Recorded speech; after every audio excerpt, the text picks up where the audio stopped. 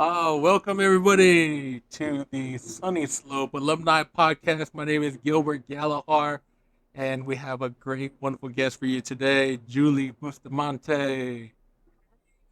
Hello, everybody. Woo, woo, woo, woo. Julie, tell us what class are you from? 2002. Represent. Yeah.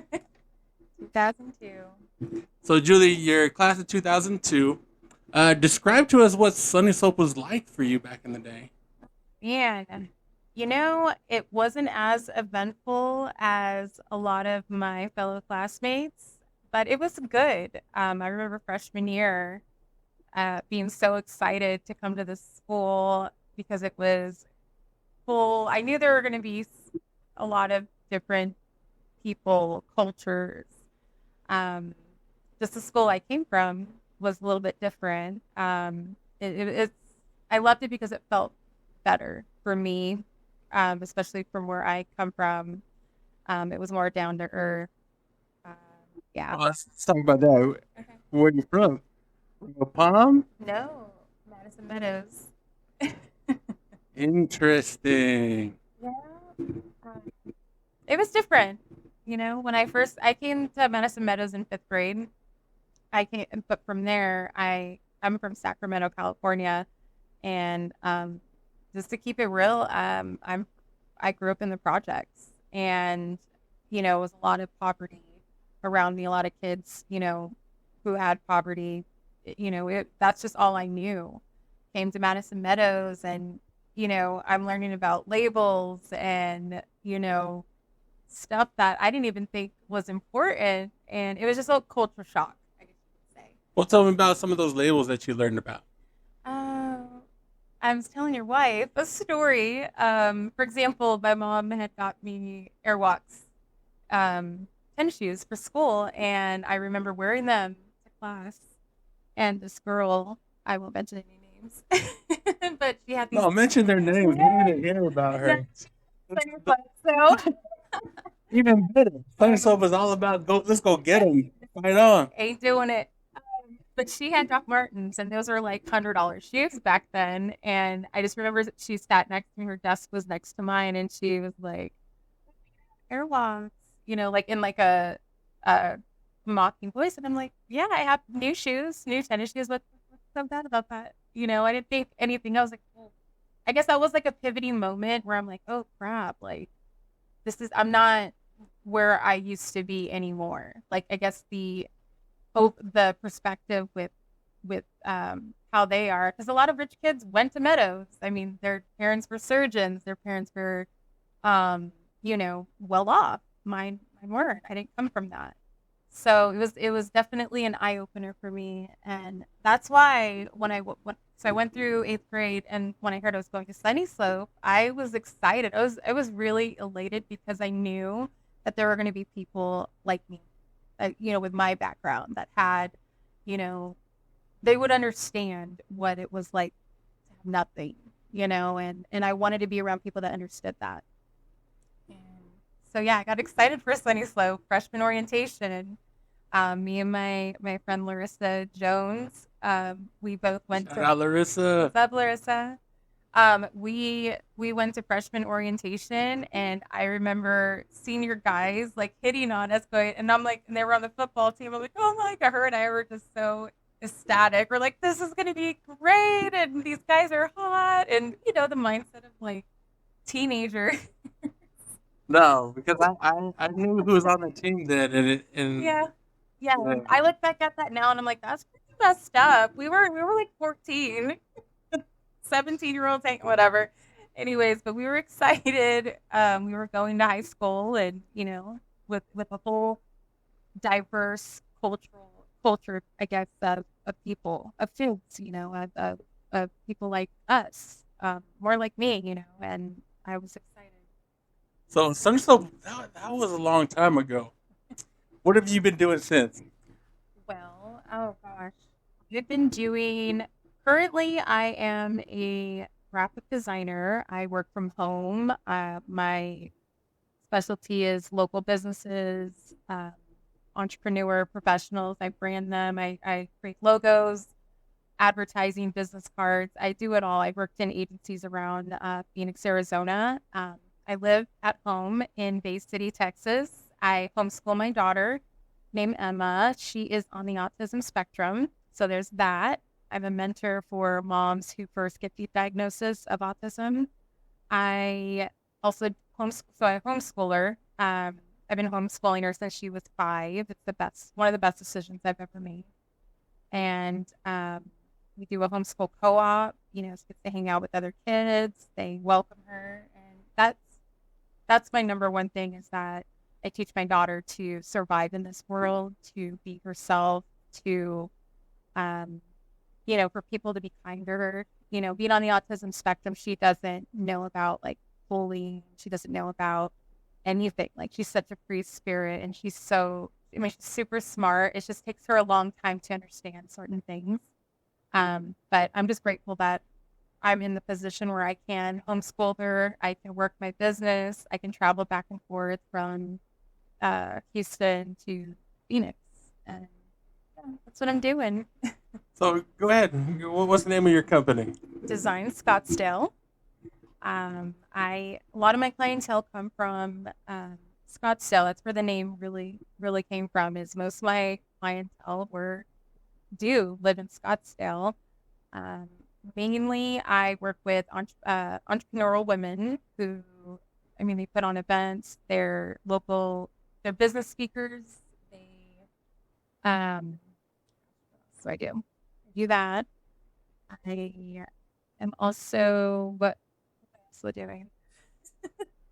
doing? This past year, work has been kind of a little bit slow, and not because of anything, but it's more because of me. I recently lost my nephew, my 10-year-old nephew, in January, and it was sudden, and that caused me to it caused me a little bit of, I'm not going to say a little bit, it caused me a lot of depression. It made me start questioning my purpose. What am I here for? And it's still going through it. But it really makes you realize, like, people can go at any time. It's not just, you're going to get old and gray. Not all of us get the opportunity to get old and gray.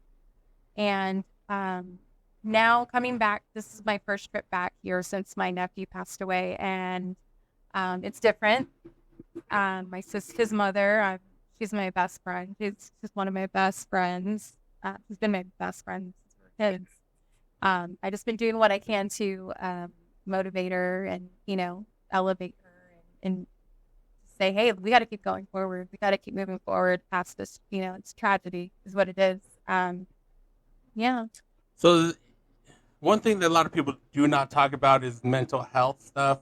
And you mentioned depression.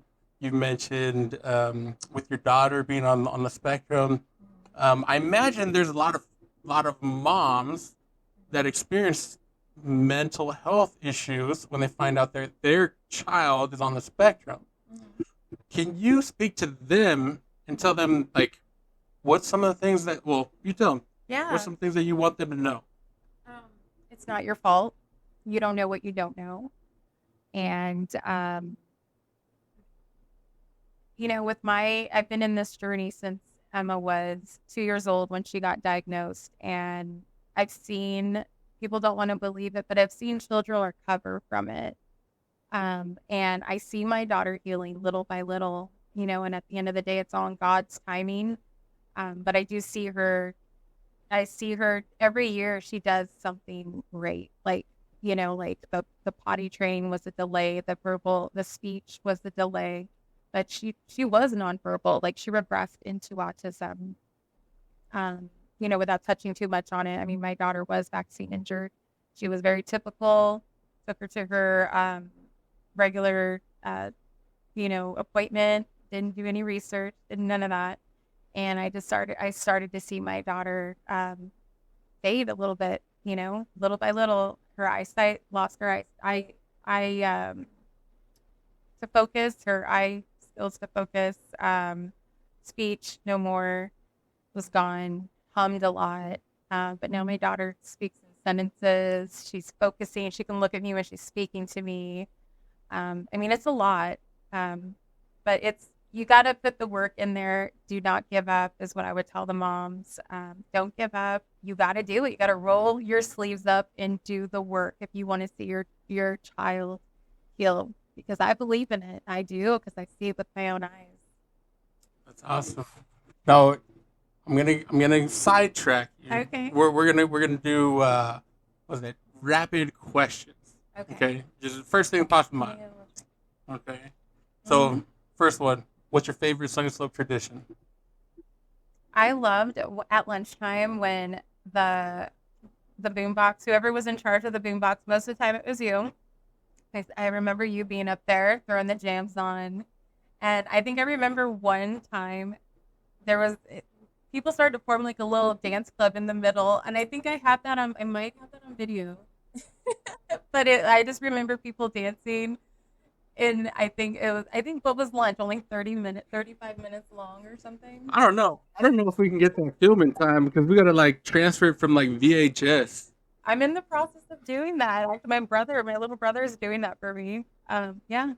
That was one of my favorite times is when we could all hang out at the picnic tables, eat our pizza and fries. I know that. I remember that. The fries the best though. They were people always or classmates always thought I was weird because I would put like a bunch of mustard on it and I would dip my pizza in mustard and they're like, "Ugh," and I'm like, it's good.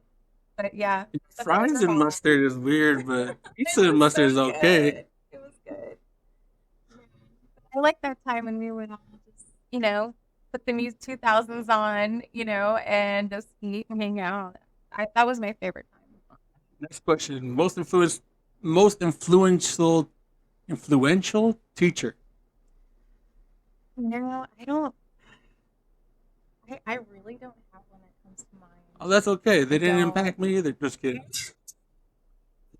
Stick to the my teachers. I just went in, did my homework, and yeah. I mean, I loved yearbook. What was her name? See, I can't remember names. Yearbook class. I had yearbook class. I think it was either freshman or junior year, and I remember that teacher being Miss Hutchinson. She was cool. I loved her vibe. She was really laid back. She wasn't like mean or strict or. You know what? Let me take that back. I liked her a lot. All right. She was great. Okay. Sunny Slope in one word. Diversity. Uh, I mean, I would say diversity. Yeah, that makes sense, especially come from Meadows. Yes, I was so I'm still like I was elated when I was like, oh, I'm going to Sunnyslope. I'm like, yes, my people. What's your greatest Viking pride moment? Mm, if I can pride moments, I love getting ready for the dances. That was it for me. The different themes. I loved going shopping with April Zonker, and we would get ready, and it's. I remember getting ready for like each theme. I think it was actually a country. It was like a country type theme that we were getting. We got hats at Forever 21, and I think we did boots. But I like that. I liked getting ready for the theme dances. That was fun. All right. Last question. Um, well, if you were to give your younger self advice, what would that be? Don't be shy. Speak up. Get involved in everything that you can. Um, Talk to a lot of people. I mean, I believe I did, but I wish I wasn't as shy as I was. Why do you think you were so shy? I don't know. Maybe insecurities, I guess. Girls have it. I don't know. Maybe that's probably what it was. Um, a lot of girls have it. Teen girls have that insecurity. We judge ourselves more. I mean, I'm sure as women we do it too, but I think I'm more outspoken now. I mean, as you can see, we planned our. I was involved. I never thought I would be involved in the our 10-year reunion. I'm like, there's no. I didn't even plan on going to it until I got persuaded. I was like, okay, and I'm like, wait a minute. I have all these connections. Let's do this. Let me help my class make this a really amazing reunion. Um, but yeah, I going back. I wish I wasn't as shy. I wish I talked to more people, more involved in school. because those were the times where, gosh, we didn't have to worry about really much of anything. Anything. Really, just what to wear to school the next day, or what party am I going to go to this weekend? It's amazing how life changes.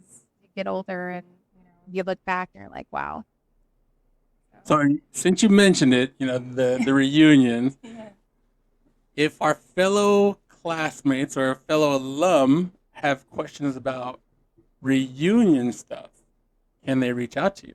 Absolutely. Anybody that wants to get involved with planning any future reunions, let's do it. That's why when you asked me to like, hey, will you come on board? I'm like, absolutely, yes, let's do it. I love seeing everybody have a great time. I love getting the best possible vendors for us. I'm there to fight for you. I'm there to just make sure it comes together to the best way possible.